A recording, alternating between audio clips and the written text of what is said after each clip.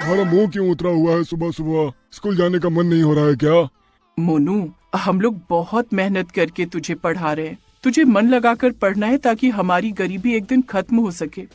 ये सब सुनकर मोनू ऊपर ही ऊपर मुस्कुराने लगता है ताकि उसके माता पिता को कोई तकलीफ ना हो। पिताजी, मुझे तो पढ़ाई करने में बहुत मजा आता है। आप लोग चिंता मत करो, मैं एक दिन बहुत बड़ा आदमी बनूंगा पढ़ लिख कर। इतना कहकर मोनू अपने माता पिता के पैर छूता है और स्कूल के लिए निकल जाता है। पिछले जन्म में हमने बहुत अच्छे कर्म किए होंगे संध्या, जो हमें इतनी अच्छी औलाद मिली। चलो अब मैं भी काम पर निकलता हूँ। इतना कहकर महेश भी काम पर चला जाता है और संध्या घर का काम करने लगती है। वहीं दूसरी तरफ मोनू अपने स्कूल के पास पहुंच जाता है, लेकिन स्कूल के अंदर जाने की उसकी हिम्मत नहीं होती। तभी उस स्कूल से एक मोटा लड़का पंकज वहां पर आ जाता है अपने कुछ दोस्तों के साथ। ये देखो, आ गया भिखारी की औलाद। ये पूरे स्कूल में एक अकेला ऐसा लड़का है जो जमीन में बैठकर पढ़ाई करता है और हम उसी क्लास में बेंच पर बैठते हैं। यही है इसकी औकात। क्लास के सभी लड़के बेंच पर बैठते हैं, लेकिन मोनू की फीस हर बार समय पर ना जमा होने की वजह से उसे जमीन पर बिठाया जाता है।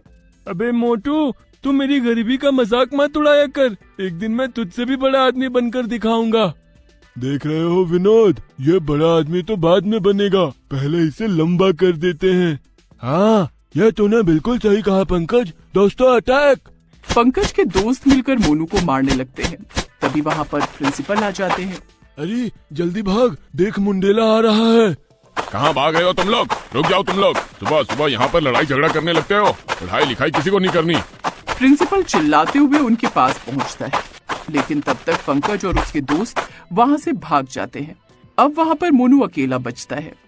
सर, ये लोग मुझे हमेशा गरीब गरीब कहकर परेशान किया करते हैं और मुझे मारते भी हैं। और तुम तो जैसे दूध के धुले हुए हो। अरे जब इतनी ही गरीबी छाई है तुम्हारे ऊपर, तो इस महंगे स्कूल में पढ़ने की क्या जरूरत है? जाओ सरकारी स्कूल में पढ़ाई करो। आज फीस जमा करनी थी ना, फीस लाए हो तो ही स्कूल के अंदर आना, वरना पापा को बुला कर लाओ। सर, आज नहीं, कल मैं अपने पापा से कह दूंगा। मैं सुबह उनसे कहने ही वाला था, लेकिन उनका चेहरा देखकर मुझसे कहा नहीं गया फीस के लिए। और वैसे भी मैं क्लास में बेंच पर तो बैठता नहीं हूँ सर। मैं अकेला स्टूडेंट हूँ जो जमीन पर बैठकर पढ़ाई करता हूँ। यहाँ पर कोई माता रानी का भंडारा नहीं हो रहा है। हमारे यहाँ फ्री में पढ़ाई नहीं होती। पापा से कहो चुपचाप स्कूल चले आए, फीस जमा करे या फिर सरकारी स्कूल में पढ़ाई करो जाकर। यहाँ जमीन में बैठने के भी पैसे देने पड़ते हैं। मोनू के बार बार कहने पर भी प्रिंसिपल नहीं मानता और थोड़ी देर बाद मोनू वहाँ से चला जाता है। तभी रास्ते में वो देखता है कि उसके पिताजी महेश अपने सर पर बहुत सारी ईंट इधर से उधर ले जा रहे हैं। पापा को मजदूरी करता देख मोनू की आंखों में आंसू आ जाते हैं। पापा तो कहते थे कि किसी दुकान में काम करते हैं, ये क्या कर रहे हैं? अब मैं बड़ा हो गया हूँ, अब मैं भी काम करूँगा, पढ़ाई लिखाई बाद में करूँगा। मोनू बाजार जाता है और दुकानों में जाकर काम ढूंढने लगता है। अंकल अंकल, क्या मुझे आपकी दुकान पर काम मिल सकता है?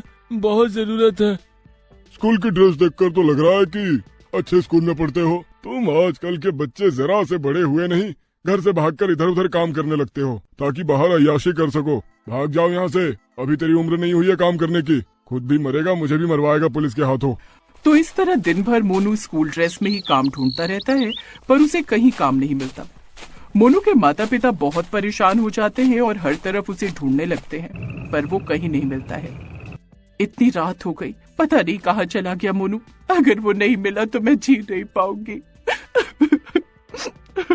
अरे परेशान मत हो, पुलिस में रिपोर्ट लिखा दी है। मोनू की माँ रोती रहती है। इधर रात में पंकज और उसके दोस्त मोनू को मिल जाते हैं और उसे बहुत मारते हैं, जिससे वो बेहोश हो जाता है। अच्छा हुआ ये यहाँ मिल गया। सुबह का अधूरा काम अब जाके पूरा हुआ। चलो अब निकलते हैं।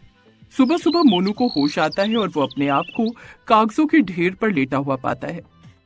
मुझे यहाँ से नीचे उतारो, कोई तो उतारो। तभी अचानक सारे कागज हवा में उड़ने लगते हैं और मोनू जमीन पर गिर जाता है।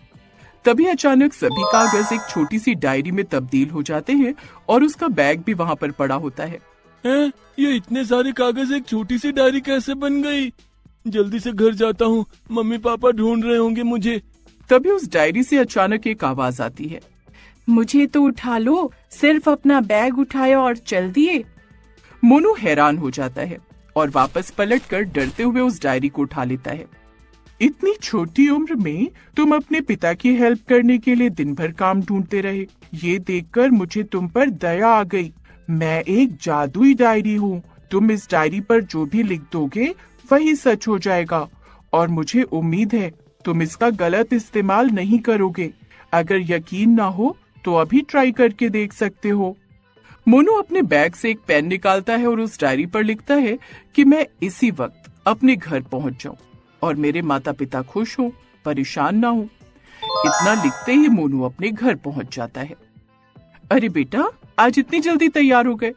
चलो नाश्ता कर लो और स्कूल जाओ, टाइम हो गया है। मोनू को कुछ समझ में नहीं आता है। तभी मोनू के पापा महेश वहाँ पर आ जाते हैं। मोनू नाश्ता करता है और दोनों के पैर छूकर एक बार फिर स्कूल चला जाता है। मम्मी पापा ने तो मुझे एक बार फिर से स्कूल भेज दिया, प्रिंसिपल फिर मुझे भगा देगा।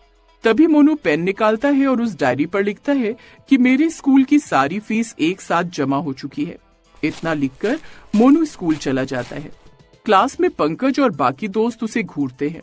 तभी प्रिंसिपल आ जाता है। अरे मोनू, आज इतनी जल्दी आ गए? तुम्हारी फीस जमा हो गई है, इसलिए आज से तुम भी बेंच पर ही बैठोगे। नहीं सर, अब मेरी आदत हो गई है जमीन पर बैठकर पढ़ने की। मैं जमीन पर ही बैठूंगा। पंकज और उसके सभी क्लासमेट अपनी अपनी सीट पर बैठ जाते हैं। प्रिंसिपल भी अपनी कुर्सी पर बैठ जाता है। मोनू जमीन पर बैठकर चुपके से डायरी में लिखता है कि इस क्लासरूम में मौजूद सभी सीटों को और प्रिंसिपल की कुर्सी को अपना रूप दे दो। इतने में ही क्लास की सभी सीटें, सभी बेंचें, यहाँ तक कि प्रिंसिपल की कुर्सी भी कागज की बन जाती है और सभी लोग धड़ाम धड़ाम करके नीचे गिर जाते हैं। क्या हुआ मोटू? उस रात तुम लोगों ने मुझे बहुत मारा था ना? आज मैंने तुम सबको जमीन पर ला दिया। अब तुम लोग भी जमीन पर ही बैठोगे, लेकिन उससे पहले तुम सब लोग डॉक्टर के पास जाओ। अरे अरे अरे, पिछवाड़ा तोड़ डाला रे। इस क्लास में तो भूत है। सारी बेंचें, सारी कुर्सी भी कागज की बन गई। भागो यहाँ से।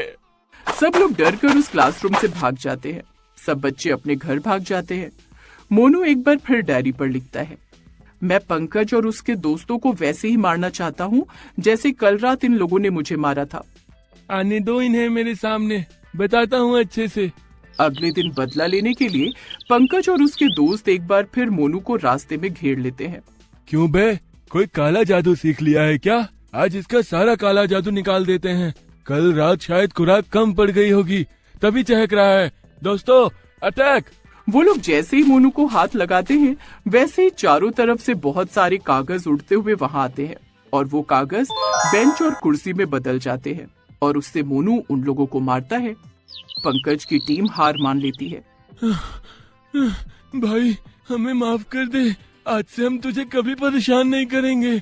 मोनू सभी को माफ कर देता है। वो लोग वहाँ से भाग जाते हैं। अब मैं इस डायरी से अपने माँ बाप को खुशियाँ गिफ्ट करूंगा। अब पापा को मजदूरी नहीं करने दूंगा मैं। मोनू इस डायरी को एक बार फिर अपने बैग से निकालता है और उस पर लिखता है, मेरे घर पहुँचने से पहले वो घर बहुत आलीशान बन जाए। जिस स्कूल में मैं पढ़ता हूँ वो स्कूल मेरे पापा का हो जाए। अब इस डायरी को मैं घर में छुपा कर रख दूंगा और लोगों की मदद किया करूंगा। मोनू घर पहुँचता है तो देखता है कि वहाँ पर अब उसकी झोपड़ी की जगह एक बेहद ही खूबसूरत घर बना हुआ है। इस तरह उस जादुई कागजों से मोनू की जिंदगी बदल जाती है। वो स्कूल भी अब मोनू के पापा का हो जाता है और मोनू खुशी खुशी रहने लगता है।